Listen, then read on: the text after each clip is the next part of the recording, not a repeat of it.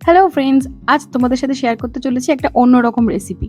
রোজ রোজ রুটি আর সবজি খেতে খেতে বাচ্চারা একটু বোর হয়ে যায়, সাথে আমরাও। তাই এটা একটু অন্যরকম ভাবে করার ব্যবস্থা করেছি। ব্যাপারটা হিজিবিজি মনে হলো, ইন্টারেস্টিং হবে। আর ভিডিওটা পুরো দেখে নাম কি দেওয়া যায় সেটা তোমরা কমেন্ট বক্সে লিখে জানিও।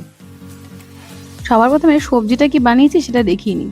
সিম্পল জিরে ফোড়ন দিয়ে বাঁধাকপি কোরানো ছোট ছোট করে, বাঁধাকপি, গাজর, আলু আর দুটো কাঁচা লঙ্কা গোটা, আর তার সাথে মটরশুঁটি দিয়ে একটা মাখো মাখো তরকারি করে নিয়েছি। এই তরকারিটাই আসলে রুটির জন্য করার কথা ছিল, সেটাকেই এবার একটা অন্যরকম ভাবে ব্যবস্থা করব।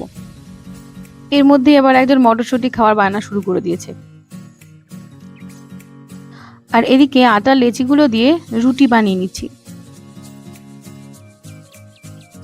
এবার ওই সবজিটাই ঠান্ডা হলে পরে অল্প করে রুটিটার মধ্যে দিয়ে দিচ্ছি। এখানে একটা আমি ভুল করেছি, আমার আগে এই সবজিটা একটু পেস্ট করে নিলে ভালো হতো, কিন্তু আমি সেটা করিনি, গোটা গোটা সবজিটাই দিয়ে দিলাম।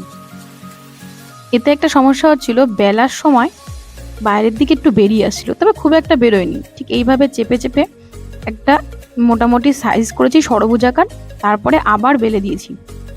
দেখো বেশ রুটির মতো অনেকটা বড় হয়ে গেল, আর ভিতরে পুরো সবজিটা ভর্তি হয়ে আছে। মানে ভাজার পরে কোনো তরকারি লাগবে না, এটা দিয়ে সুন্দর লাগবে খেতে। ব্যাস চাটুতে তেল দিয়ে এদিক ওদিক করে সবকটা ভেজে নিলাম। ঠিক আলুর পরোটা যেমন ভাবে হয় সেরকম ভাবে এটা একটা সবজি পরোটা। তোমাদের যদি অন্য কোনো নাম মনে হয় সেটাও বলতে পারো। দেখতে কিন্তু বেশ ভালোই লাগছে। এটা সস দিয়ে খেতে খুব সুন্দর লাগবে। কিছুটা সবজি এক্সট্রা ছিল, আমি সেটার সাথেও নিয়েছি, আর সাথে একটু সস নিয়ে নিয়েছি।